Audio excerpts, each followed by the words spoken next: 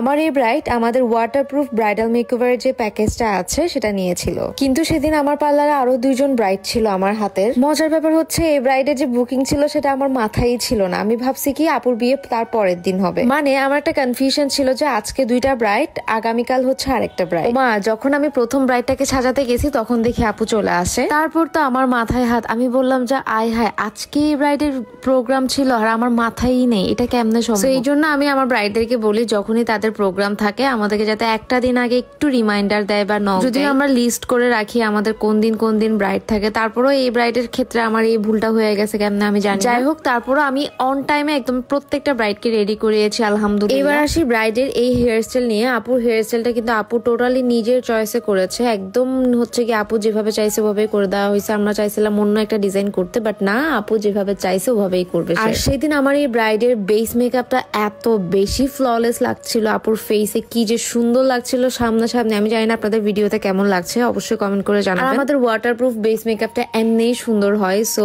এটা কিন্তু আমরা অনেক প্রসেস মেনটেন করে বা টেকনিক্স অ্যাপ্লাই করে কিন্তু এই লুকটা করি বা এই বেস মেকআপটা করি। আপনারা যারা আমাদের কাছ থেকে মেকআপের ফুল কোর্সটা করতে চান অবশ্যই আমাদের পেজে ইনবক্স করে সিটটা বুক করে রাখবেন। এছাড়াও আমাদের পার্লারে এখন বিউটিশিয়ান নেওয়া হচ্ছে, একদম কাজ জানা দক্ষ বিউটিশিয়ান প্রয়োজন আমাদের। সো ইমার্জেন্সিতে যারা আসলেই জবটা করতে চান আমাদের সাথে পেজে কন্ট্যাক্ট করবেন। তবে শর্ত হচ্ছে আমাদের পার্লারের আশেপাশেই বাসা হতে হবে। লাইক আমাদের পার্লার হচ্ছে চকবাজার ফুলতলা ম্যারনসান স্কুলের পাশে, এর আশেপাশে হইলে আমাদের জন্য ভালো হয়। তারপর আমি আরেকটা রেড ব্রাইডের ভিডিও অ্যাড করছি। এখানে আপুর মেকআপ লুকটা একটু সফটের মধ্যে রেখেছি, কারণ ওভারঅল সবকিছু লাল লাল হলে ভালো লাগবে না। লাইক লিপস্টিকটাও আপুরকে যদি রেড দেওয়াতাম তাহলে হচ্ছে কি একদমই খুবই মানে ইয়ে লাগতো আর কি, যার কারণে হচ্ছে কি আমি লিপস্টিকটা নুডের মধ্যে রেখেছি। তবে এখানে আপুর জুয়েলারিটা যদি আরেকটু সিম্পলের মধ্যে নিত তাহলে আই গেস আপুকে আরো বেশি ভালো লাগতো। আপনাদের ওপিনিয়নটা শেয়ার করতে ভুলবেন না, এবং আপনারা যারা আমার কাজকে প্রশংসা করেন বা পছন্দ করেন আপনাদেরকে অনেক অনেক ধন্যবাদ আমাকে সাপোর্ট করার জন্য। এভাবে সাপোর্ট করে যাবেন।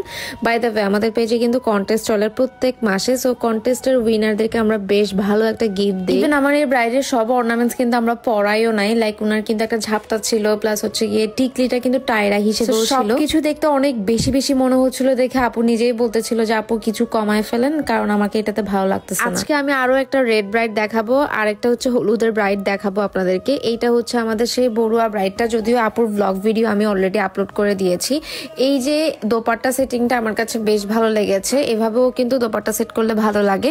তারপর দেখেন হলুদের এই ব্রাইডটা আমার অনেক ফেভারিট একটা ব্রাইড। আপুর লুকটা অনেক বেশি ভালো লাগছে আমার, আপনাদের কেমন লাগছে কিন্তু জানাতে ভুলবেন না। স্পেশালি হলুদের ব্রাইডদেরকে যদি এভাবে করে হেয়ার স্টাইল করানো হয় খুবই খুবই প্রিটি লাগে, যেটা আমার নিজেরও পার্সোনালি এরকম আমার হলুদে করার ইচ্ছা ছিল, বাট আমি আনফরচুনেটলি করতে পারি নাই সময়ের কারণে, প্লাস আরো অনেক কারণে। তো যাই হোক, আমি নিজেও ওরকম একটা লুক নিব ভেরি সুন। আজকের ব্লগটা এতটুকু, কেমন লেগেছে জানাবেন। সবাই ভালো থাকবেন, আল্লাহ হাফেজ।